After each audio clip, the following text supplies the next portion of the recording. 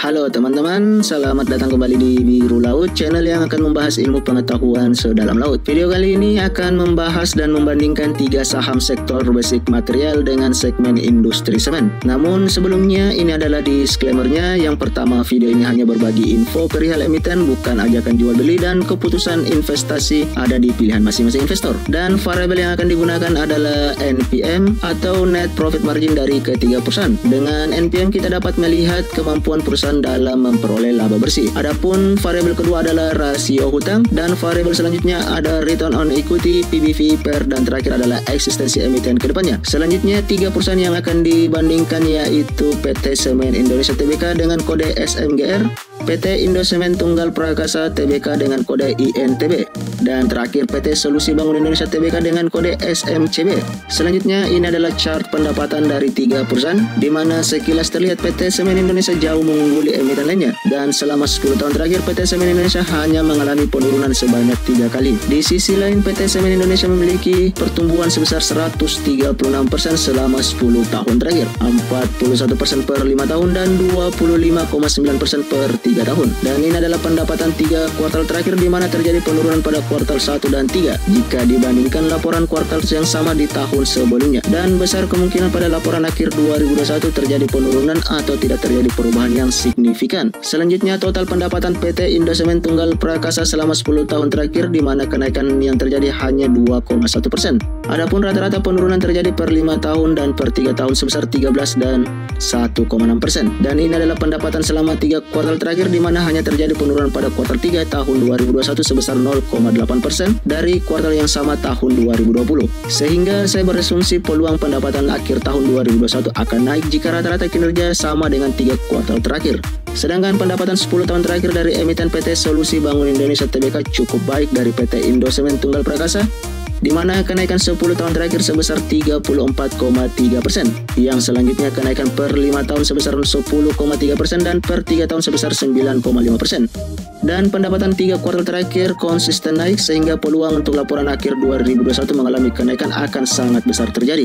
Selanjutnya Net Profit Margin atau NPM dari ketiga perusahaan, di mana persentase NPM dari PT Semen Indonesia selama 3 tahun terakhir sebesar 10,1% pada tahun 2018, 5,9% di tahun selanjutnya, dan 2020 sebesar 7,6%. Di sisi lain terjadi penurunan dari puncak tertinggi tepatnya pada tahun 2012 hingga tahun 2020 sebesar 18%. Tentunya hal ini tidak sebanding lurus dengan total pendapatan PT Semen Indonesia, sehingga dapat disimpulkan bahwa strategi penjualan dari PT Semen Indonesia kurang maksimal.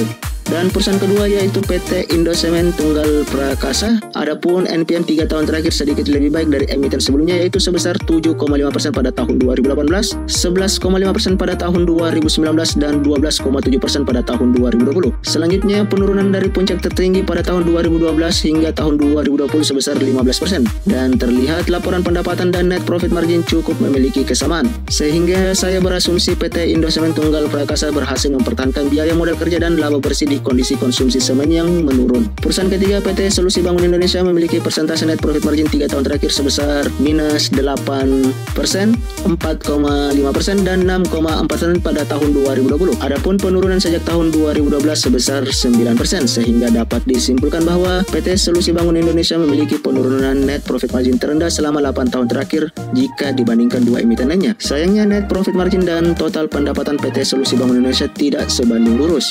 Selanjutnya ketiga net profit margin memiliki pola yang sama, di mana pada tahun 2012 adalah NPM tertinggi 10 tahun terakhir.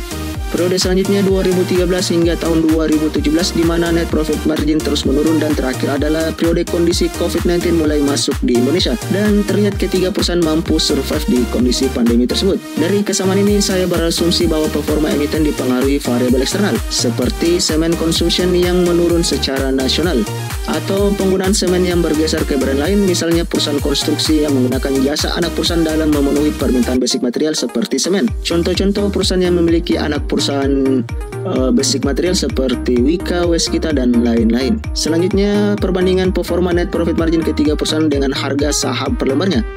terlihat terdapat kemiripan net profit margin dengan pergerakan harga saham, sehingga analisa fundamental sangat bermanfaat untuk mengetahui pergerakan ketiga emiten ke depannya. Selanjutnya, return on equity ketiga emiten di mana pergerakan ketiganya sama, yaitu penurunan dimulai pada tahun 2012 dan membaik pada tahun 2019 hingga tahun 2020 dengan persentase 7 hingga 8%. Nilai ini tentunya bukan hal yang baik jika membandingkan saham-saham yang berada pada Bursa Efek Indonesia secara umum. Sedangkan laporan per kuartalnya PT Semen Indonesia memiliki pergerakan yang cukup fluktuatif di mana penurunan cukup besar terjadi pada kuartal 3, sehingga saya berpendapat laporan akhir 2021 tidak akan ada perubahan yang signifikan dari tahun sebelumnya. Dan untuk PT Indosemen Tunggal Prakasa memiliki pergerakan yang juga cukup fluktuatif, namun jika dibandingkan dengan emiten sebelumnya PT Indosemen Tunggal Prakasa masih lebih baik. Terakhir, PT Solusi Bank Indonesia terjadi penurunan yang sangat besar pada kuartal terakhir, sehingga peluang penurunan sangat mungkin terjadi pada laporan akhir 2021. Dan ini adalah rasio hutang dari PT Semen Indonesia di mana total free cash flow, aset lancar dan ekuitas lebih besar 14% dari hutang. Selanjutnya PT Indosemen Tunggal Prakasa di mana total free cash flow, aset lancar dan ekuitas lebih besar 76% dari hutang. Tentunya ini rasio yang sangat baik. Untuk PT Solusi Bank Indonesia memiliki rasio hutang yang kurang baik di mana hutang lebih besar 4% dari yang lainnya. Dan terakhir, kesimpulan dari video ini, pertama, seluruh emiten memiliki performa yang relatif sama sehingga penurunan yang terjadi dapat disebabkan menurunnya semen consumption secara nasional. Dan return on equity ketiga emiten cukup rendah jika dibandingkan dengan saham-saham pilihan pada Bursa Efek Indonesia.